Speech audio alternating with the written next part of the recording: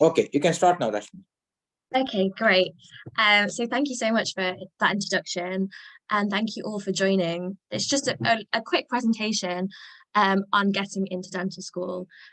So as Uncle said, my name is Rashmini Arnold. I'm fourth year at University of Manchester, and I'm going to talk to you a little bit about getting into dental school. So a recent study in the British Dental Journal that was published in 2022 said that in 2020 there were 9,365 applicants competing for 743 places for dentistry. So this just highlights how competitive the application process is. I'll hopefully not waffle on for too long, and I'll give you the chance to ask questions. If you think of them as I speak, please just add them into the chat box and I'll answer them at the end. And please ask as many questions as you can think of. There are no silly questions. If you need clarification on anything that I've said, please just ask. Please also feel free to make notes. I'm not sure what stage in the application process you guys are at. So I hope the information that I give you won't be stuff that you already know. And I hope it's useful and you gain something from this. I'm by no means an expert, and I can mostly only speak from my own experience, as I know most of my friends have had completely different experiences to me. So just remember when you're applying that everyone's application process and experience is unique. And I also want to make a quick disclaimer. I did apply 5 years ago now, and the process may have changed, especially since COVID. So please make sure you do your own research. A lot of the information that I'm speaking about can be found online on websites, the uni admissions websites, but I've also referenced a book quite heavily by Adam Cross called Getting into Dental School, which you can buy online if you want more information. I'm sure all of you here who've joined this Zoom call are considering a career in dentistry, which is amazing. And the fact that you're listening to this already shows that you're being proactive about applying. So ideally, research into applying to dental school should start during the first year of A-levels or even earlier. I want to say, please don't stress yourself out. I know you'll be bombarded with information and this may seem overwhelming, but take your time and pace yourself throughout the whole application process. Break tasks down and try and be as organized as possible with preparation. And most importantly, please look after your mental health during this period. So firstly, a little about myself and my journey to dental school. I knew from a very young age that I wanted to be a dentist. I wasn't pushed by my parents or family members, but supported by them when I decided that this is what I want to do. This is really important to stress because this degree is unforgiving. If you don't feel passionate about it and if your heart is not in it, it will show. And you don't want to spend the next 40 years in a career that is quite intense and you will regret your decision and be unhappy. My work experience week in year 10 cemented the fact that I wanted to do dentistry.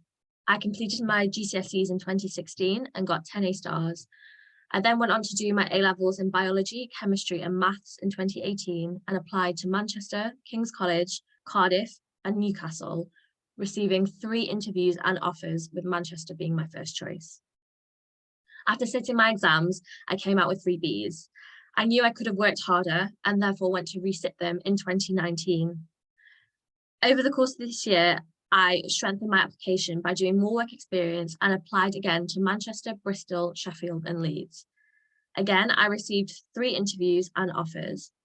I had my heart set on going to Manchester, and after resitting my 3 subjects and completing an extended project qualification or EPQ, I finally achieved 4 A stars and made it to dental school after a lot of hard work. The photo shows me on results day in 2019, and as you can see by my face, that was the moment that I opened my results. I was very happy and relieved to see that taking an extra year to reset my A-levels has paid off. So, is dentistry for you? Deciding if you want to study dentistry is a big commitment, and it's a decision that should be thought about carefully, as you'll be looking in people's mouths and that'll be your future for the next 40 years. This career requires both good interpersonal skills as well as having the scientific knowledge to be a competent professional. It's really important to do your own research to work out if this is for you.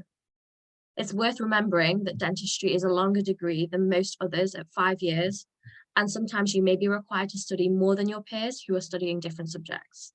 This makes it a big commitment that you have to be prepared to work hard for. I'd recommend reading journals and speaking to dentists about their own experiences to decide if this is the career for you.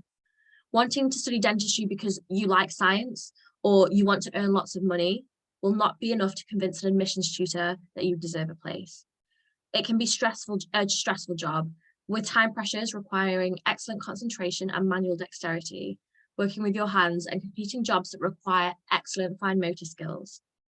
You have to be very self-motivated and be an empathetic and patient person. Bear in mind as well that the fear of the dentist is so common, you'll be dealing with difficult, reluctant, and sometimes rude and annoying patients daily when you are trying to help them.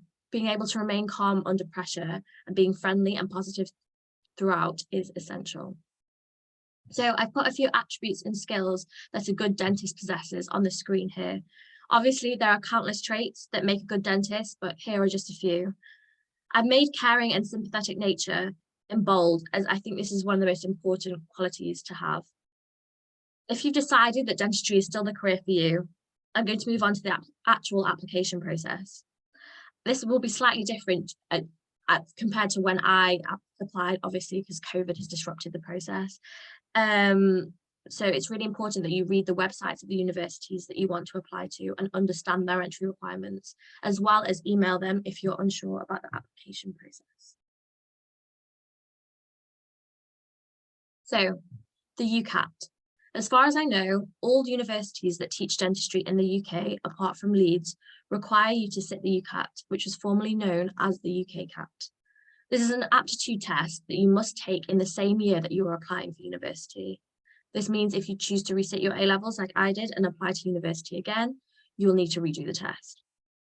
It's sat at an external test centre, usually where you take your driving theory exam, and consists of 5 sections. These are verbal reasoning, abstract reasoning, quantitative reasoning, decision-making, and situational judgment. For the first of these 4 sections, you'll get a score out of 900, and for situational judgment, you'll receive a band from 1 to 4, with most universities accepting band 1 to 2 only, and some exceptions to band 3. It's extremely rare that anyone gets close to 900 in any of the sections. However, how well you perform is comparative with everyone who has sat the same exam that year. So it varies from year to year as to what's a good score. In general, a good score is thought to be over 650 or 650 and above. 680 will normally be considered to be a high score. In 2020, a good UCAT score was between 640 and 670, and a high one was over 640. So as you can see, it does vary year to year. If you've sat the UCAT and you're not happy or unsure about your score, check how universities that you want to apply to use your UCAT result to process applications. And this is usually found on their website.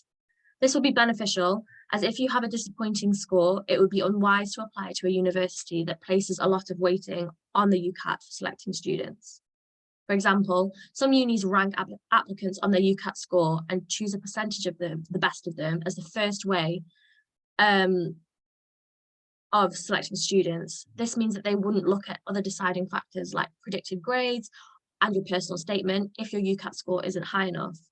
So this is not the case for all universities, but a few do that. So it's very important to be strategic about which universities you apply to if you are passionate about studying dentistry. And please don't be discouraged if you haven't performed as well as you would have liked. This isn't a reflection of your own ability and doesn't mean that you won't be a good dentist. It is just an exam purely to help admissions officers work out if you would be a good fit for their dental school and to help cut down the numerous applications that they do get. How you perform depends on the day of the exam, but I would definitely say you should prepare properly for this. Please don't go into it having done no practice. As the saying goes, if you fail to prepare, prepare to fail. So some top tips. A lot of people really stress over the UCAT. So to make sure you're really prepared before you go into it, know the structure of the test and what the questions look like. This will help you feel more relaxed on the day and maximize your performance. Brush up on basic math skills. When answering questions on data or calculations, this can save you so much time. Don't panic if you run out of time as well. The test is designed to be purposely difficult and time pressured. Guess answers if needed. There is no negative marking, but first try to eliminate incorrect answers. A random guess is better than leaving a blank space. Then attempt all official practice questions to familiarise yourself with the style and timing of each section. You can get resources online or buy secondhand books fairly cheaply on eBay or Amazon. So when I did the exam, it was called the UCAT. And my understanding is that although it is called the UCAT now, the structure is exactly the same. The picture on the screen is a book that I used to practice. I know that 1,250 questions seems ridiculous, but the more practice that you do, the better. So the BMAT. Instead of the UCAT, Leeds is the only dental school that requires the BMAT.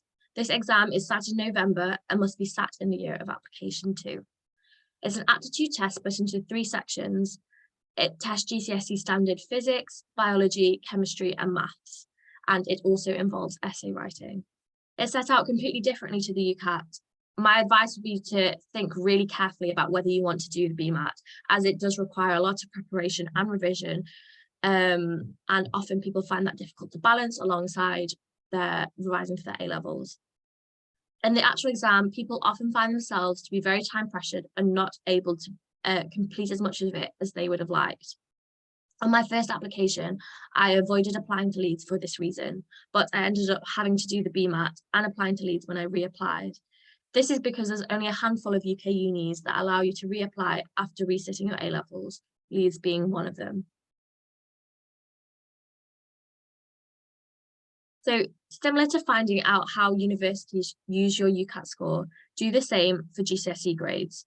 There are some universities that use GCSEs as the first marker to decide whether they want to process your application or not. By checking their requirements, you're able to decide whether it would be worthwhile applying to a certain dental school. This is because they won't accept someone with your GCSE grades, even if the rest of your application is up to scratch. GCSE requirements vary, but having at least 5 grade 7s to 9s and at least 7s in sciences, maths, and English language is beneficial. On the whole, universities require a minimum of 3 A grades at A level, with 2 subjects being biology and chemistry. Some universities may offer lower grades depending on your background and if you have other things on your application to help you stand out. For example, when I applied to Sheffield, I was offered a reduced offer of AAB if I got a B grade or above in my EPQ. Offers like this are so beneficial if for whatever reason, things don't go to plan on exam day. In addition, some universities may require A stars. This was the case when I resat my exams. My offer was A star AA for Manchester. However, when I applied the first time, my offer was AAA.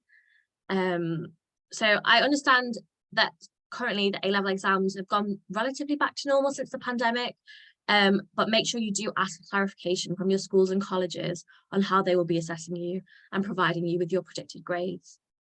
If you're not studying A-levels and taking alternatives such as the Scottish Highers, International Baccalaureate, Cambridge Pre-U or BTECs, check the university's individual policies. Some may require you to take a foundation year if you don't have the correct subjects, or they may put you on an access course. Also, a lot of universities don't accept resits at A-level or GCSE, which is important to stress, so make sure you take this into account. The biggest tip that I could give you is to take A-level seriously. I'm sure you're aware of how important these exams are. Everyone goes on about the jump from GCSE to A-levels, but I can't stress this enough. Do not get complacent with knowing that you've got good GCSE grades. You've got to work as hard as you can, but without burning yourself out. So take time to look after your mental health, and this will help you throughout exam season. So the UCAS code for the standard BDS 5-year course, which is Bachelor of Dental Surgery, will either be A200, A205 or A206. So make sure you're aware of this when applying. When choosing dental schools, we are quite lucky and there's only 16 universities that offer this course within the UK. So we aren't overwhelmed with choice. I'd advise eliminating universities and narrowing it down to 6 or 7 to look into further. So open days are starting to to be put on again, but I know there are some universities still offering virtual open days. And if you get the opportunity to participate in one, by all means, please do take part so you can get a feel of campus, the facilities, and whether you'd like to spend the next few years of your life there. Bear in mind, you only have 4 UCAT choices for dentistry, and the 5th should be another course that you are considering. The 5th choice can be left blank or left to choose another course, for example, neuroscience or biomedical science, or something random like history. I'd advise that you don't leave it blank, as universities won't see what other dental schools you've applied to or what your 5th option is, so it will not disadvantage you. If anything, taking a course like biomedical sciences keeps the door open for if you want to study dentistry at a later date at graduate entry. If you decide to put a science-related course as your 5th option, then don't try and make your personal statement relevant to more than one course. Keep it dentistry focused. The same goes for medicine. Some students consider applying to both dentistry and medicine as both highly competitive courses. By not focusing your personal statement, you are disadvantaging yourself, as you are less likely to secure a place on either course. You should decide on one course and put your full effort into preparing a strong application for it instead of splitting your focus. So, when researching university courses, you should also look into their style of teaching. Some unis base their course purely on lectures and introduce practical clinical work only in the later years. On the other hand, others start clinical exposure early and use inquiry or evidence or problem-based learning to supplement their teaching. Some use a combination of both. Choosing a style that works best for you is really important, as you'll be spending the next 5 years of your life studying this way. Most universities show a breakdown of how the course is structured on their website or prospectus, so definitely have a read of these and work out from there what teaching and learning style you would most benefit from. Other factors that you should take into account include the location and type of university. Like many, I was initially keen to move as far away from home as possible, but choosing a university close to home has had so many benefits. And when it comes down to it, being able to come home whenever you like and relatively inexpensively is a huge benefit. Consider working out as well if you prefer a campus or city environment, and look into social and sporting facilities, accommodation, and the size of universities. At the end of the day, on completing dental school, you'll be a dentist. And therefore, where you choose to get your degree from isn't the be-all to end-all, but some people may find it beneficial to compare independent league tables to decide which university is the best choice for them. The fact that the majority of people in my year haven't come straight from completing their A-levels at 18. Some have resat, deferred, travelled, worked, taken a gap year, or done another degree before this. So this proves that most people don't take a conventional route and come straight from their sixth forms or colleges, and it's okay to do so. Also, some of my friends missed their initial offer, but were still given a place in dental school. In the case that your application is competitive enough and there are free spaces at the university, they may still offer you a place come results day. You cannot guarantee this though, as it is year by year dependent, but it is worth having a list of university numbers to call on results day in case things don't go to plan. Sorry, I'll just close my curtains in the hope that the will be a bit less intense. So moving on to work experience. Getting work experience can be hard, especially in the current circumstances with things just getting back on their feet after COVID. It's really important to email universities to find out whether this is still a requirement, but from quickly looking at a couple of university websites, they do still seem to expect this. Even if work experience seems impossible, try and find alternatives. Do as much volunteering in a care setting as possible. Anything that you can speak about in your personal statement to show that your dedication to applying, whether it's volunteering in a care home or a charity shop, a food bank, or giving up your time for another service, is really important. Try to be proactive and do as much as you can, as it will give you more to write about in your personal statement, which needs to stand out. Admissions teams will be understanding of the COVID circumstances, but they want to see your passion for dentistry and to see that you've at least tried to find out more about the field. Again, if not just for the application process, this is a great way of deciding if dentistry is the career for you. To manage your expectations, work experience won't mean doing anything hands-on. Rather, it will be observing a dentist and getting a feel for what a day in the life would be like. Some important things to look out for in work experience can include working out the attributes of a dentist, watching the interactions with patients, understanding the variety of treatments available and the role of different team members, as well as the wider life of the dentist, so their work-life balance. So make sure to ask them lots of questions. It can be dull at times when you're sat there observing, but if you are lucky enough to arrange some work experience, really make the most of it, because this will be invaluable to strengthening your application. A tip I would give to you is keep a diary or jot down quick notes during your work experience. Don't just absorb everything that you see passively. Having a diary will help you remember what procedures you've seen and the experiences that you'd have. When it comes to refreshing your mind about it before writing your personal statement or interview, you'll have all the information to hand and you'll be able to show your engagement with your work experience. Some dental schools require you to do a specific amount of work experience. Again, make sure you check the websites of the dental schools. Make a note of all your extracurricular activities too. Take up any opportunity that you can at your college or sixth form. I was head girl of my college, and this provided many opportunities to show that how I've used my initiative, proved resilience, and worked in a team. I volunteered to be on my student council, ambassador for anti-smoking and anti-bullying, which all helped me when writing my personal statements to discuss qualities that I have gained from these experiences.